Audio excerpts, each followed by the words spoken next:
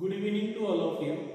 आज आपण preparations of aromatic कंपाऊंडचं प्रिपरेशन्स पाहणार आहोत, स्पेशली बेन्झीनचं. आणि बेन्झीनचं प्रिपरेशन्स करण्यासाठी खूप सारे मेथड्स आहेत आणि त्या मेथड वन बाय वन आपण डिटेलमध्ये इथे समजून घेऊ. पहिली मेथड आहे from अल्काईन. Carbon carbon triple bond पासून आपण ट्रिपल बॉन्डेड कंपाऊंड्स पासून एरोमॅटिक कंपाऊंड्स तयार करणार आहोत. त्याला आपण सायक्लिक पॉलिमरायझेशन्स म्हणणार आहोत किंवा सायक्लिक ट्रायमरायझेशन्स म्हणणार आहोत. दुसरी फ्रॉम फिनॉल. फिनॉलचं रिडक्शन्स करून आपण बेन्झीन तयार करणार आहोत. Decarboxylations of sodium salt of carboxylic acid पासूनही बेन्झीन तयार करणार आहोत. फोर्थ मेथड आहे from aromatization of alkane. More than 6 carbon असणारा अल्केन त्यांच्यापासून बेन्झीन तयार करू आपण. From benzene diazonium, from benzene sulfonic acid हा एक आहे. आणि फायनली आहे benzene diazonium chloride. One by one एक एक मेथड आपण इथे समजून घेऊ. सर्वात पहिल्यांदा आपण फ्रॉम अल्काइन्स. बघा, आपण जर अल्काइन्स घेतला आणि यांच्यापासून बेन्झीन तयार करतो म्हटलं तर पहिली मेथड आपण पाहून राहिलो फ्रॉम अल्काइन. अल्काइन मध्ये carbon carbon triple bond compound पासून आपल्याला बेन्झीन तयार करायला सांगितलं असेल. म्हणजेच इथाइन पासून बेसिकली आपल्याला क्वेश्चन असा असणार आहे, इथाइन पासून बेन्झीन तयार करून दाखवा म्हणून. तर बेसिकली हा जो इथाइन आहे म्हणजे carbon carbon triple bonded compound, acetylene सुद्धा म्हणतो आपण, याचं आपण सायक्लिक पॉलिमरायझेशन करणार आहोत किंवा ट्रायमरायझेशन करणार आहोत रेड हॉट ट्यूब आयर्न मध्ये ऍट 873 केल्विन टेम्परेचरला. बघा, मी लिहिताना कसं लिहितो हे व्यवस्थित लक्ष ठेवा. 3 ऍसिटिलीनचे मॉलिक्युल्स घ्यायचे आपल्याला, ट्रायमरायझेशन करायचं आहे आणि आपल्याला बेन्झीन बनवायचं आहे. बघा, लक्ष ठेवायचं आहे. नेक्स्ट या प्रकारे आपण 3 ऍसिटिलीनचे मॉलिक्युल जर घेतले आणि यांचं जर पॉलिमरायझेशन केलं म्हणजेच यांना हीटिंग केलं in a red hot tube of iron, या आयर्नच्या रेड हॉट ट्यूब मध्ये याला जर हीटिंग केलं at about 873 kelvin temperature, then it undergo cyclic trimerization. हा वाला बॉन्ड ब्रेक होऊन इथे, हा वाला बॉन्ड ब्रेक होऊन इथे आणि हा वाला बॉन्ड ब्रेक होऊन इथे सिंगल बॉन्ड तयार करेल. आणि त्यामुळे आपला जो कंपाऊंड तयार होईल CH double bond CH single bond CH double bond CH single bond CH double bond CH, अशा प्रकारे हा कंपाऊंड तयार होईल. आणि बेसिकली हा जो कंपाऊंड आहे हा कंपाऊंड म्हणजेच काय, बेन्झीन रिंग आहे. ऍक्च्युअली हेच कंपाऊंड म्हणजे कोणता, बेन्झीन. तर अशा प्रकारे आपण बेन्झीन तयार करत असतो बाय सायक्लिक ट्रायमरायझेशन्स ऑफ अल्काइन्स. ठीक आहे. ही रिएक्शन्स रेड हॉट ट्यूब मध्ये आयर्नच्या 873 केल्विन टेम्परेचरला हीटिंग करून करत असतो. आता इन केस आपण जर यामध्ये एक मॉलिक्यूल, 2 ऍसिटिलीनचे मॉलिक्यूल घेतले आणि एक प्रोपाइनचा मॉलिक्यूल जर घेतला तर आपल्याला याचा डेरिव्हेटिव्ह भेटेल बेन्झीनचा. बघा, लक्ष द्या इकडे. आता आपण दुसरी रिएक्शन्स घेऊ. हे एक एक्झाम्पल घेतलं फ्रॉम ऍसिटिलीन पासून किंवा इथाइन पासून आपण काय तयार केला, बेन्झीन तयार केला. आता सेकंड एक्झाम्पल इकडे घेतो मी. बघा, लक्षात ठेवायचं आहे. आपण सेकंड एक्झाम्पल मध्ये जर आपण 2 अल्काइन्स घेतले याच रिएक्शन्स मध्ये, बघा हेच रिएक्शन जे घेतली आपण यांच्यामध्ये 2 इथाइन घेतले आणि एक प्रोपाइन घेतला. काय घेतला आपण, एक प्रोपाइन. बघा, इथे एक CH3 ग्रुप घेतला.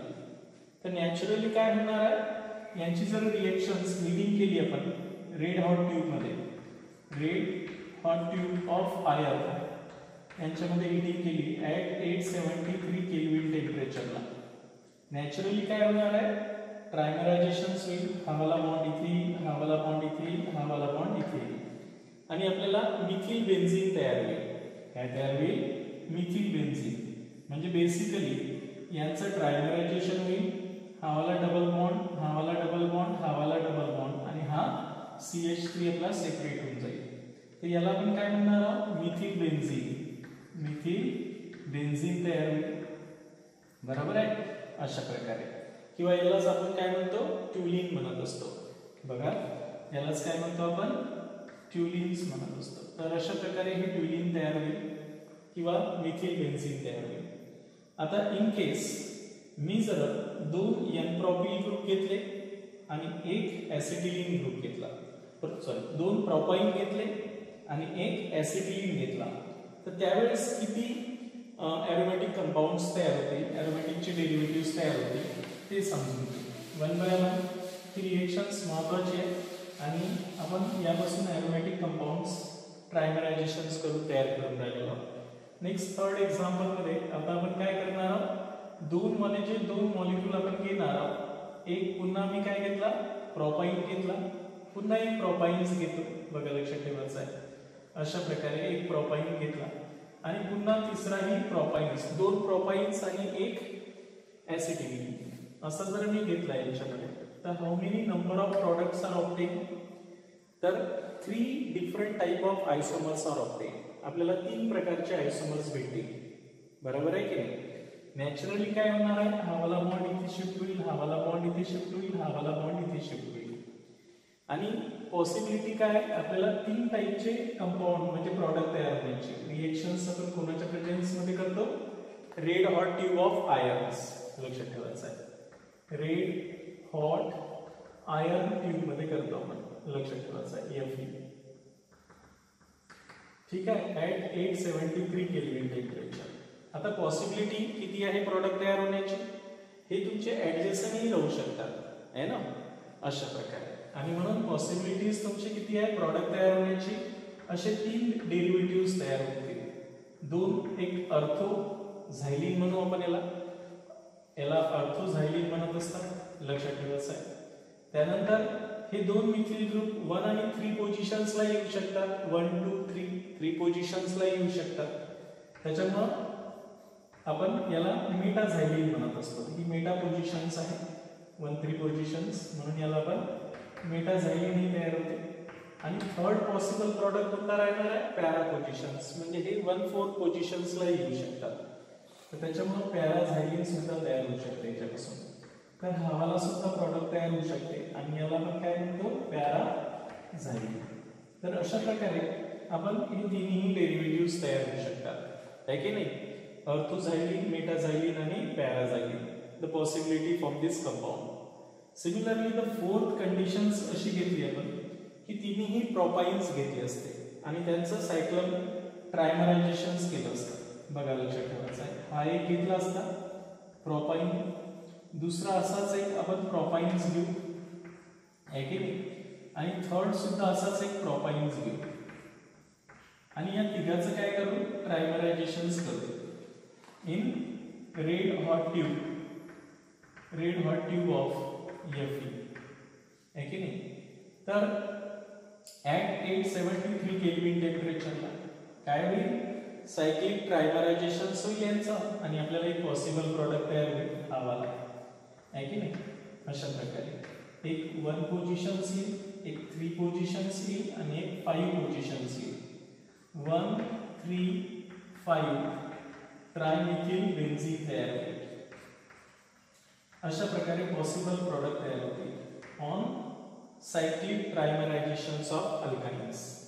आपण जर बेन्झीन तयार करायचं असेल तर सिंपल ऍसिटिलीन घ्यायचा किंवा इथाईन घ्यायचा आणि बेन्झीनचे डेरिव्हेटिव्ह्ज बनवायचे असेल तर आपल्याला हे अल्काइन्स चेंज करायचं. तर आपल्याला ट्रायमरायझेशन्स मध्ये बेन्झीनचे डेरिव्हेटिव्ह्ज भेटतील, म्हणजे बेन्झीन दुसरे एरोमॅटिक कंपाऊंड सबस्टिट्यूटेड बेन्झीन तयार होतील. इथपर्यंत लक्षात आली पहिली रिएक्शन्स, ही झाली आपली पहिली. दुसरी रिएक्शन्स पाहू आता आपण. बघा प्रिपरेशन्स मध्ये सेकंड मेथड वापरत होता प्रिपरेशनसाठी. मी ह्या 2 मेथड खाली काढून घेतो आणि नंतर यांना आपण घेऊ, ठीक आहे. तर सेकंड मेथड आहे फ्रॉम फिनॉल. फिनॉल पासून सुद्धा आपण काय तयार करणार आहोत, बेन्झीन तयार करणार आहोत. तर आता फिनॉल घेऊ आपण सेकंड मेथड मध्ये, फ्रॉम फिनॉल. बघा लक्षात ठेवायचं आहे. तर आता फिनॉलचं काय करणार आहोत आपण, रिडक्शन्स करणार आहोत with zinc dust. Phenols means बेन्झीनवर काय असेल OH असेल तर त्याला आपण काय म्हणतो फिनॉल. आणि फिनॉलची जर हीटिंग केली आपण कोणासोबत झिंक डस्ट सोबत, झिंक डस्ट सोबत आपण फिनॉलची हीटिंग केली तर या झिंकचं फंक्शनच आहे रिमूव्हल ऑफ ऑक्सिजन म्हणजे रिडक्शन्स करतो तो. That phenomena is called as reductions. Zinc dust act as a reducing agent.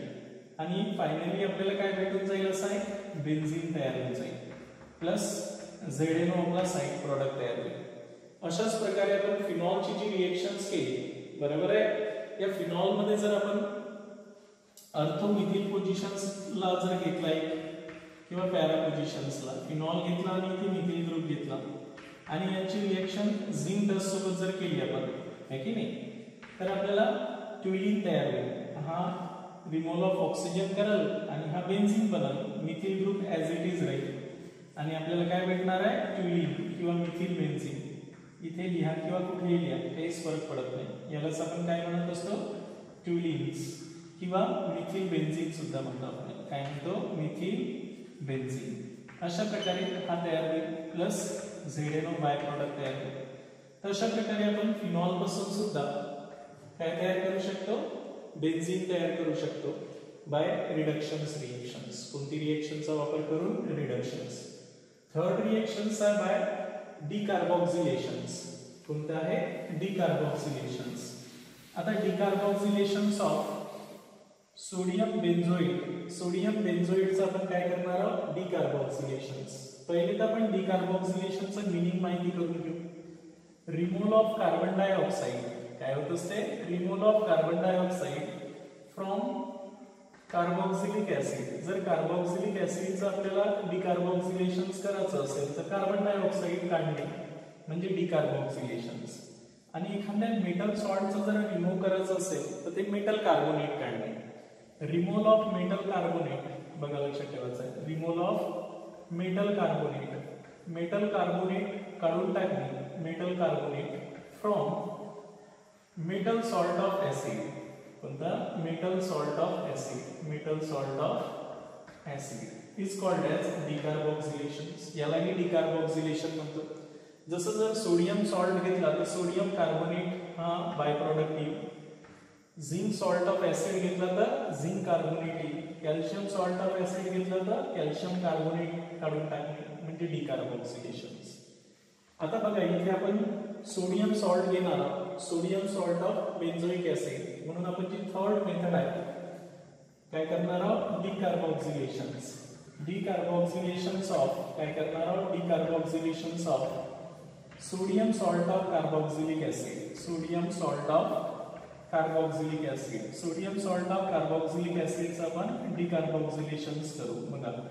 आणि हे करण्यासाठी नॅचरली आपण जे केमिकल वापरतो तो वापरतो आपण सोडा लाईम. Soda lime. आता सोडा लाईम बेसिकली काय फॉर्म्युला आहे सोडियम हायड्रॉक्साइड आणि calcium oxide is called as soda lime. ठीक आहे. त्याच्यामुळे decarboxylations of sodium salt of carboxylic acid. Sodium salt of benzoic acid घेणार आहोत. हा झाला benzoic acid C double bond OH. Benzoic acid झाला. याचा सॉल्ट घेऊ आपण sodium salt of benzoic acid किंवा याला सोडियम बेन्झोएट म्हणतात. काय म्हणतात सोडियम बेन्झोएट. या सोडियम बेन्झोएटचं आपण डिकार्बोक्सिलेशन्स करणार आहोत with soda lime. Soda lime म्हणजेच NaOH आणि CaO कॅल्शियम ऑक्साइड या मिक्सचरला आपण सोडा लाईम म्हणत असतो.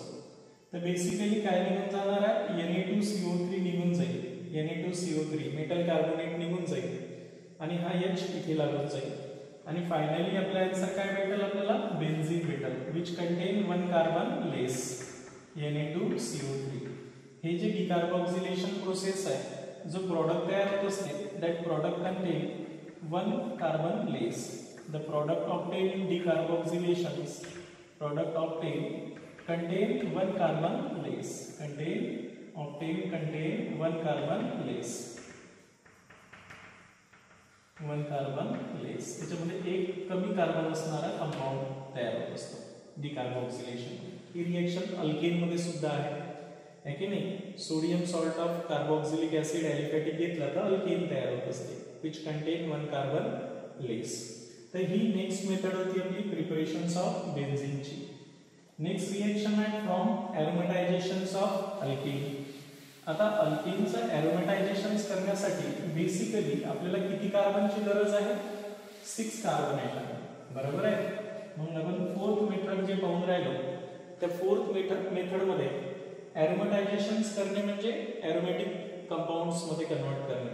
तर एरोमेटायझेशन करण्यासाठी the alkane must contain more than 6 carbon atom. काय असले पाहिजे? 6 or more than 6 carbon atom. 6 or more than 6 carbon atom. Then and then the aromatic ring is formed. More than 6 carbon atom. Then and then the aromatic rings is formed. ठीक आहे. आता ही सुद्धा एरोमेटायझेशन process हाय टेम्परेचरला केल्या जात असते. खूप जास्त टेम्परेचरला आपण फॉलो करत असतो. आता हे जे एरोमेटायझेशन्स आहेत त्यासाठी आता मी 6 कार्बन वाला पहिला कंपाऊंड्स घेतो, है की नाही. 6 कार्बन वाला कंपाऊंड्स कोणता घेणार? N hexane. बघा मी एन हेक्सेन कसा लिहितो? 1 2 3 4 5 आणि हे 6 कार्बन वाला. हे झाला तुमचा एन हेक्सेन. मी स्ट्रेट चेन मध्ये न मांडता थोडासा क्रॉस करून मांडलाय. यांचं जर आपण काय केलंय, एक सायक्लायझिंग कॅटॅलिस्ट असतात त्यांच्यासोबत ट्रीटमेंट केली. जसं chromium oxide and aluminum oxides are called as cyclizing catalyst. या कॅटॅलिस्टच्या प्रेझेन्स मध्ये हीटिंग केली मोर दॅन 600 डिग्री सेल्सिअस एवढ्या टेम्परेचरला जर हीटिंग केली तर इट अंडरगो सायकलायझेशन्स. यामधले हायड्रोजन्स रिमूव्ह होऊन जातील, फ्री रॅडिकल बनल. हे दोन फ्री रॅडिकल्स होतील, बॉन्ड तयार करतील. हे फ्री रॅडिकल बनल. अशा प्रकारे डबल बॉन्ड तयार होईल आणि फायनली यांचं सायकलायझेशन होईल आणि आपल्याला असा एक एरोमॅटिक कंपाऊंड्स म्हणजे कोणता कंपाऊंड भेटल? 6 कार्बन वाला बेन्झीन भेटल प्लस 4H2.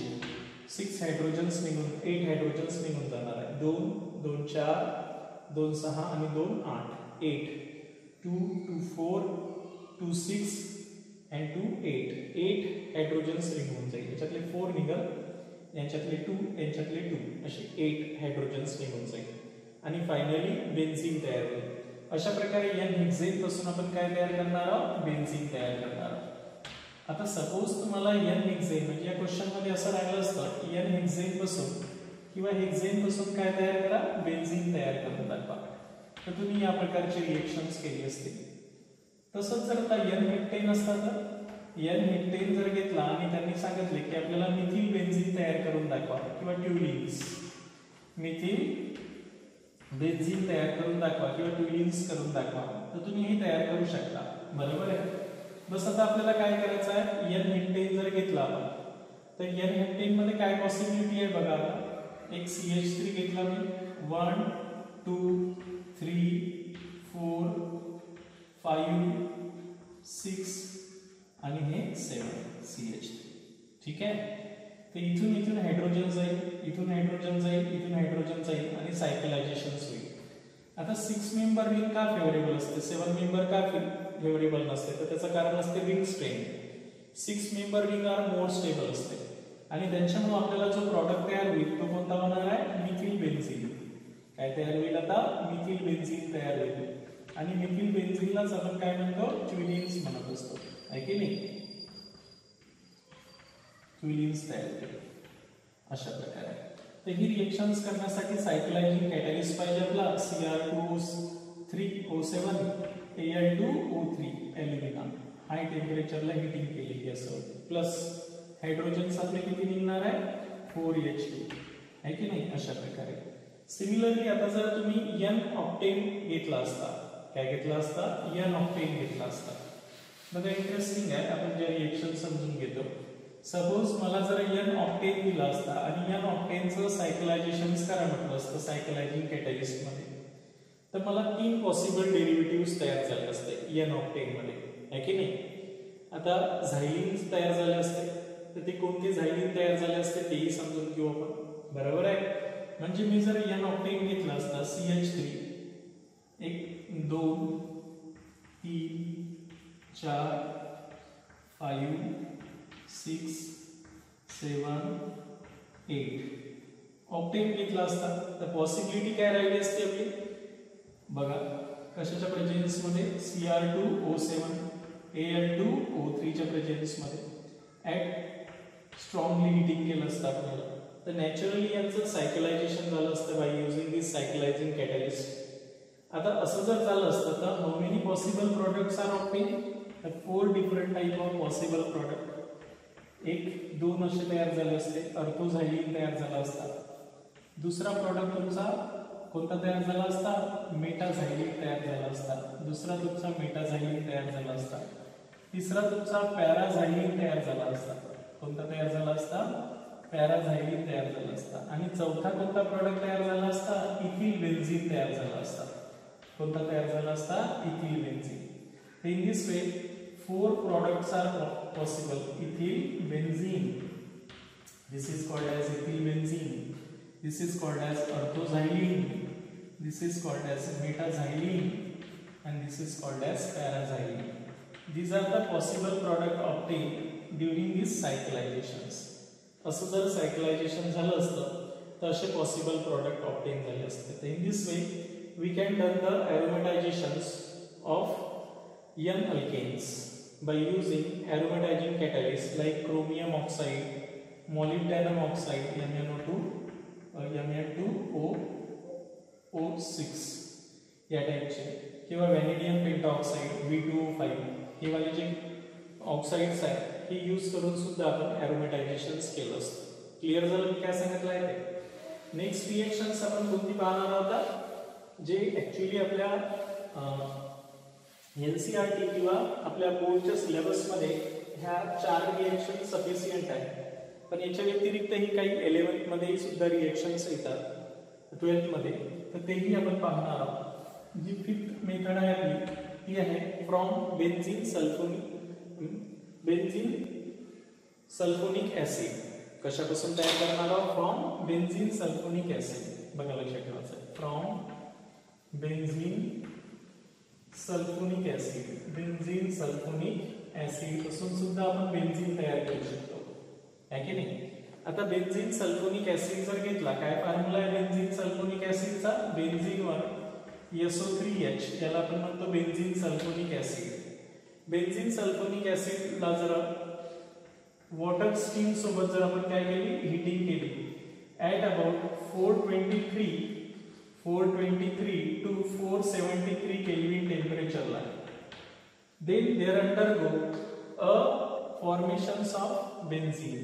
H2SO4 वापस निघून जाईल आणि we get a benzene. आपल्याला बेन्झीन भेटून जाईल आणि H2SO4 बाय प्रोडक्ट तयार होऊन जाईल.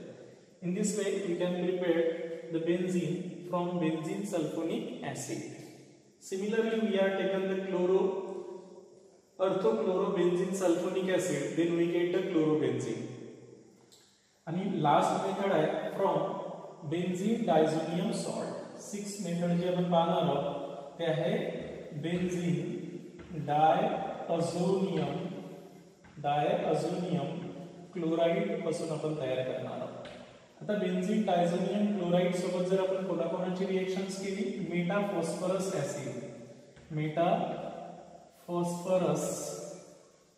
ऍसिड इन वॉटर, है की नाही? मेटा फॉस्फरस ऍसिड म्हणजे H2PO3, याला आपण म्हणतो मेटा फॉस्फरस ऍसिड, है की नाही?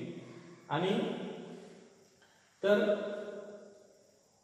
मेटा फॉस्फरस ऍसिड याच्यासोबत आपण रिएक्शन्स करू. म्हणजे हा ऍक्च्युअली तुमचा जो बेन्झीन डायझोनियम क्लोराइड आहे त्याला तो कशात कन्वर्ट करणार आहे? बेन्झीन मध्ये कन्वर्ट कराल. आणि दुसरी आपण इथेनॉल सोबत रिएक्शन्स करू. कोणासोबत? इथेनॉल. जी शेवटची रिएक्शन्स आहेत ती आहे आता बेन्झीन डायझोनियम क्लोराइडची. यांच्यापासून आपण बेन्झीन बनवणार आहोत. त्यासाठी आपण मेटा फॉस्फरस ऍसिड H2PO2 घेत असतो आपण आणि दुसरा इथेनॉल घेणार आहोत. बघा ही रिएक्शन्स करून पाहूया आपण की बेन्झीन डायझोनियम क्लोराइडचा फॉर्म्युला काय? हे झाला बेन्झीन. डायझो म्हणजे 2 नायट्रोजन्स, आययुएम म्हणजे पॉझिटिव्ह चार्ज आणि Cl क्लोराइड. यांची रिएक्शन्स मेटा फॉस्फोरिक ऍसिड सोबत करू आपण. काय याच्यात मी एक OH आहे आणि असा 2 H आहे, है की नाही? बेसिकली हा H3PO2 आहे मेटा फॉस्फोरिक ऍसिड. नॅचरली काय होणार आहे रिएक्शन्स मध्ये? आता बघा, in the presence of H2 हा रिड्युसिंग एजंट आहे, हा हायड्रोजन देऊन टाकेल, N2 निघून जाईल, हा HCl आणि हा ऑक्सिजन याच्यात ऍड होऊन जाईल, आहे की नाही. त्याच्यामुळे हे कशात कन्वर्ट होणार आहे, H3PO3 मध्ये कन्वर्शन होईल याचं. हा स्वतः ऑक्सिडाइज होईल पण याला तो रिड्यूस करेल आणि रिड्यूस करून हा कशात कन्वर्ट करेल, याला बेन्झीन मध्ये. बेन्झीन मध्ये हा कन्वर्ट झाला, N2 निघून गेला, एक बाय प्रॉडक्ट N2 निघणारच आहे, प्लस एक HCl निघून जाईल, इथून HCl सुद्धा निघून जाईल आणि हा मेटाफॉस्फरस ऍसिडचं मेटाफॉस्फोरिक ऍसिड मध्ये कन्वर्शन होईल, एक OH याच्यात ऍड होईल, हा H निघून जाईल, शेवटी H3PO3 मध्ये कन्वर्शन होईल, याच्यात कशात कन्वर्ट होईल, H3PO3 मध्ये, फॉस्फरस ऍसिड मध्ये. तर अशा प्रकारे आपण बेन्झीन तयार करत असतो. सिमिलरली बेन्झीन डायझोनियम क्लोराइड हाच आपण पुन्हा घेतला, बेन्झीन डायअझोनियम क्लोराइड यांची रिएक्शन्स इथिल अल्कोहोल सोबत केली, ऑक्सिडायझिंग एजंट कोणता, इथिल अल्कोहोल. हा याला रिड्यूस करणार आहे, सॉरी रिड्युसिंग एजंट, हा याला रिड्यूस करणार आहे आणि हा HCl सोबत जाणार आहे, म्हणजे रिमूव्हल ऑफ हायड्रोजन यांचे होईल, हा क्लोरीन याच्या सोबत चालला जाईल, N2 निघून जाईल आणि आपल्याला काय भेटेल, असा एक बेन्झीन भेटेल, N2 निघून जाईल प्लस एक HCl साइड प्रॉडक्ट निघून जाईल आणि फायनली हा याला रिड्यूस करताना स्वतः ऑक्सिडाइज होईल, इथिल अल्कोहोलचा ऑक्सिडेशन होऊन कशामध्ये कन्वर्ट होईल, तो ऍसिडाल्डिहाइड मध्ये कन्वर्ट होईल. तर अशा प्रकारे हे दोघ जण रिड्युसिंग एजंट म्हणून ऍक्ट होतात, हे याला रिड्यूस करतात पण स्वतः ऑक्सिडाइज होत असतात. तर अशा प्रकारे ह्या मेथड्स ऑफ प्रिपरेशन्स ऑफ एरोमॅटिक कंपाऊंडच्या आहेत. तर आपण मॅक्झिमम मेथड पाहिल्या, आता यांच्या केमिकल रिएक्शन्स पाहणार आहोत. एरोमॅटिक कंपाऊंडच्या characteristic chemical reactions, electrophilic substitutions reactions. लक्षात आलं इथपर्यंत? तर याला व्यवस्थित तयार करा आणि कोणताही ऑब्जेक्टिव्ह क्वेश्चन्स तुम्ही सॉल्व्ह करू शकता.